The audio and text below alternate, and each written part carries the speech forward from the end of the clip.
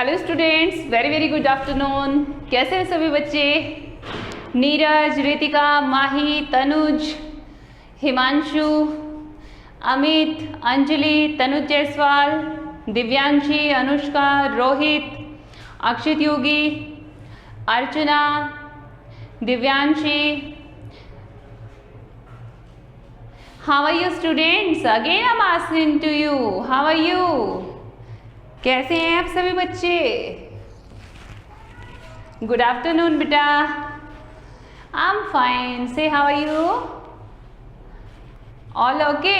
चलिए, so students, I am teaching you now SST and can you tell me what are you studying in SST last? क्या पढ़ाई कर रहे हैं, मुझे थोड़ा सा बताएंगे? Which chapter is running? Chapter 4. Chapter 4 is running. Please give me the answer. Chapter 4 is running. Niti, which chapter is running beta? 4 number. Growing up as boys and girls.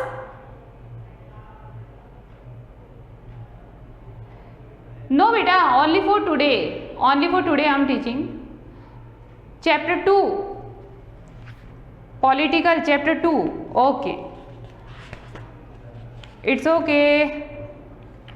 So all of you open your political book, chapter 2.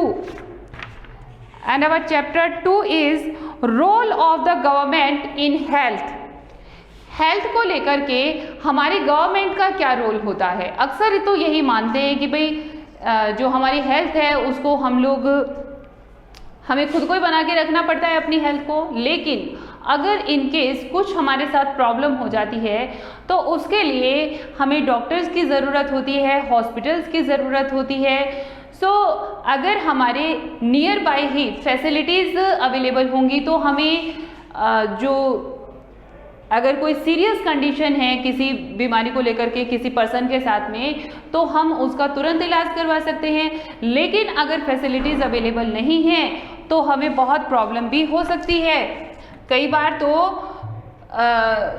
Serious condition वाले जो patient होते हैं उनकी मौत भी हो जाती है। हमारी जो गवर्नमेंट है उसने हेल्थ को लेकर के क्या रोल निभाया है, हेल्थ के लिए उन्होंने किस तरह का मैनेजमेंट किया है, किस तरह की फैसिलिटीज़ हमें प्रोवाइड करवाई हैं। So students, I am starting the chapter.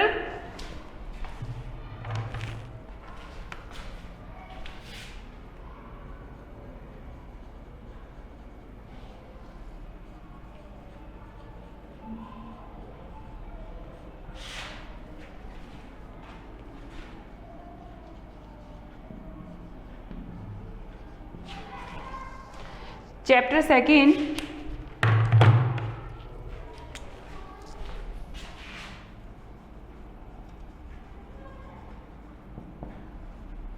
role of government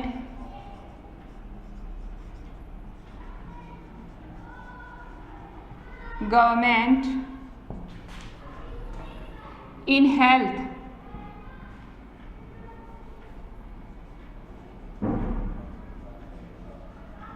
role of government in health. Health में गवर्नमेंट का क्या रोल है? So see, in a democracy, do you know there is democracy in India? Which type of government is in India? हमारे देश में किस तरह की गवर्नमेंट है?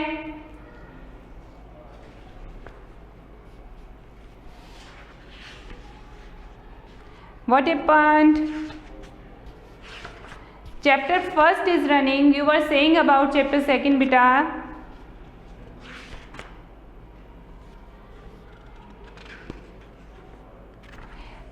चलिए कोई बात नहीं है, मैंने चैप्टर 2 जो स्टार्ट किया है आप उसी को आगे जो है रेगुलर रखें। See, chapter 2, role of government in health. In a democracy, people expect the government to work for their welfare. Government, हमारे जो देश है उसके अंदर किस तरह का रूल चलता है? डेमोक्रेटिक रूल चलता है, डेमोक्रेटिक गवर्नमेंट है हमारी। सो डेमोक्रेटिक जो सिस्टम होता है उसमें democratic system of the people, by the people, for the people होता है, यानी कि हर तरह से हम लोगों का वेलफेयर गवर्नमेंट सोचती है। ठीक है। So in a democracy people expect, democratic जो कंट्रीज होती हैं उन कंट्रीज में रहने वाले लोग गवर्नमेंट से एक्सपेक्ट करते हैं, उम्मीद करते हैं to work for their welfare, कि उनकी जो सरकार है वो उनके वेलफेयर के लिए वर्क करे। वेलफेयर होता है भलाई। This could be through the provision of education, health, employment, housing और the development of roads, electricity etcetera. और हमारा वेलफेयर कैसे हो सकता है, हमारी भलाई कैसे हो सकती है?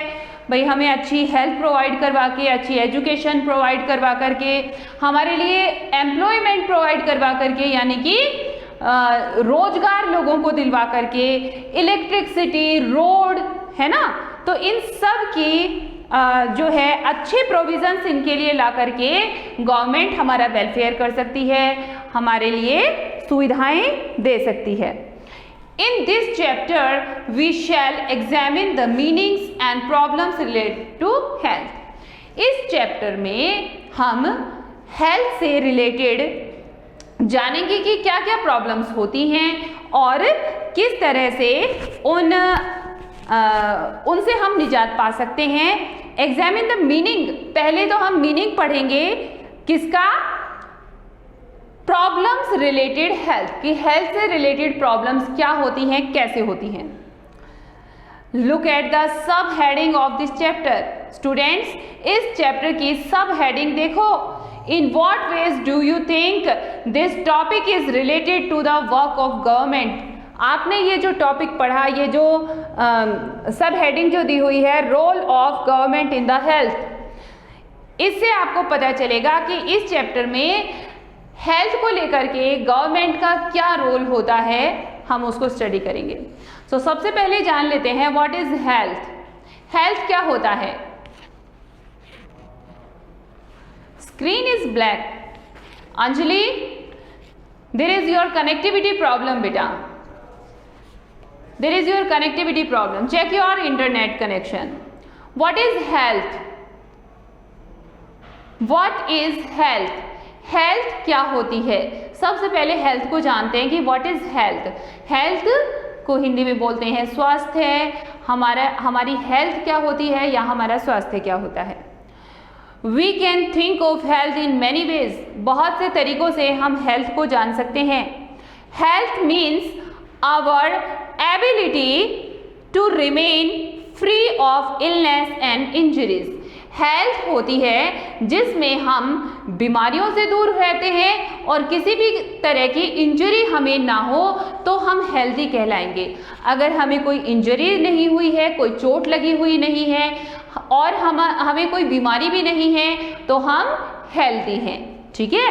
So health means our ability to remain free illness, हमारे अंदर जो बीमारियों से लड़ने की क्षमता होती है और इंजरीज से लड़ने की जो क्षमता होती है वो हमारी हेल्थ होती है। But health isn't only about disease. Health केवल और केवल डिजीज के लिए नहीं होती है। हेल्थ हम उसे नहीं कह सकते कि हमें कोई बीमारी नहीं है तो हम हेल्दी हैं, मतलब होते हैं हेल्दी, लेकिन केवल इसका इतना ही मीन नहीं है।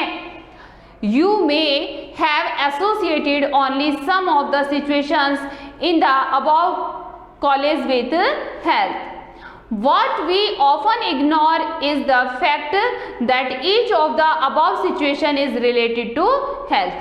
प्रॉब्लम हमारे अंदर ये होती है कि हम लोग इग्नोर करने लगते हैं।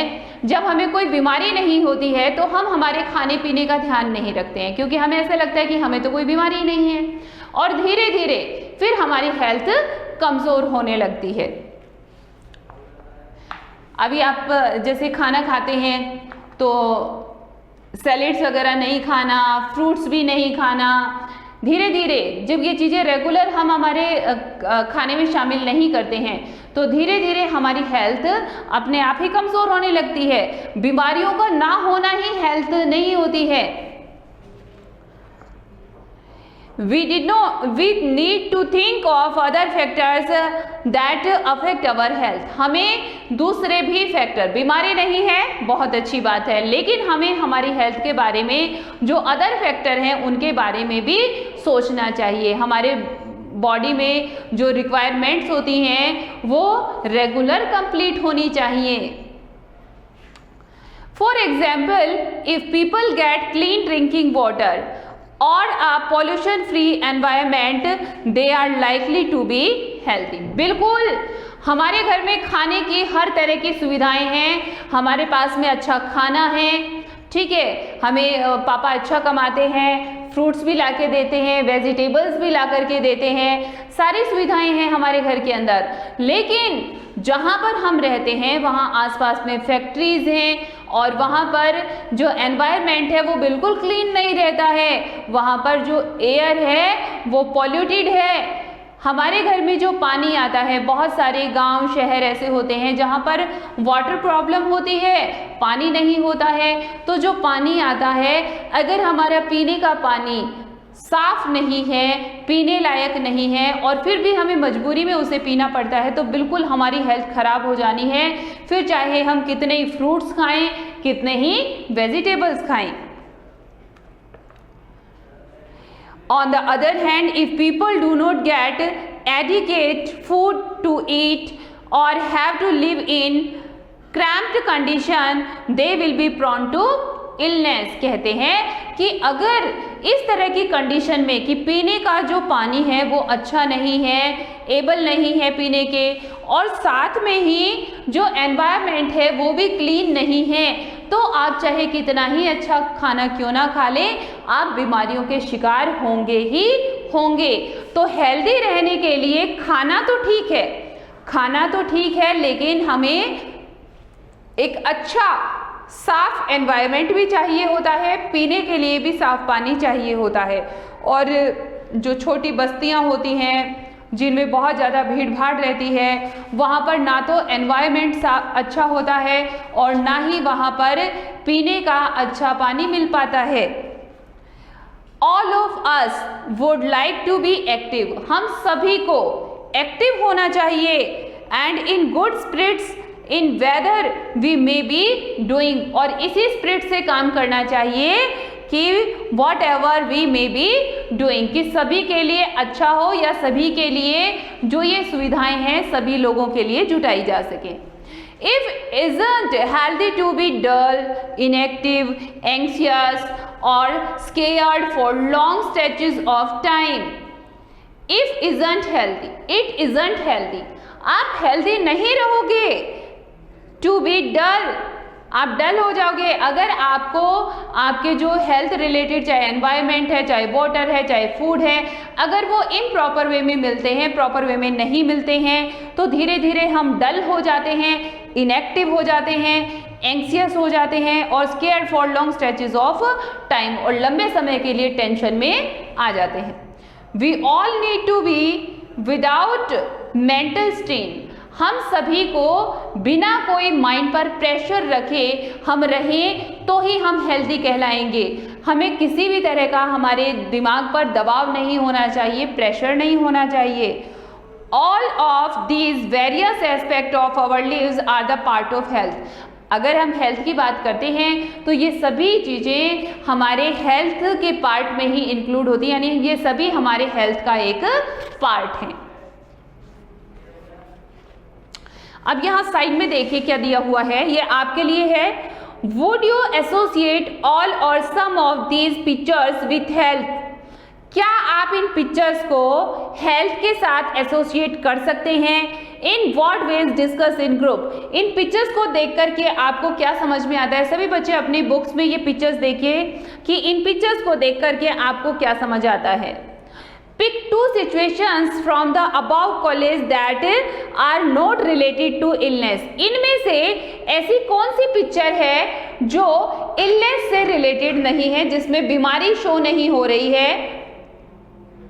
Right 2 sentences on how they are related to health.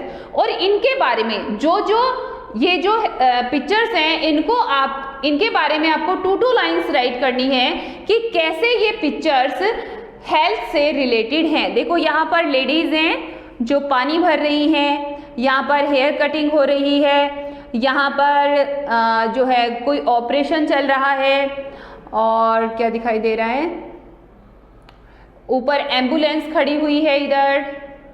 इधर देखो ये झुग्गी झोपड़ी हैं, और ये इधर बिल्कुल ये कच्ची बस्तियां हैं। इधर देखो ये बच्चे मिट्टी में खेल रहे हैं। बेटा बुक नहीं है तो I don't have any option. Book नहीं है, बुक परचेज करो, यही एक लास्ट ऑप्शन है ना। बुक तो परचेज करना ही पड़ेगा बेटा।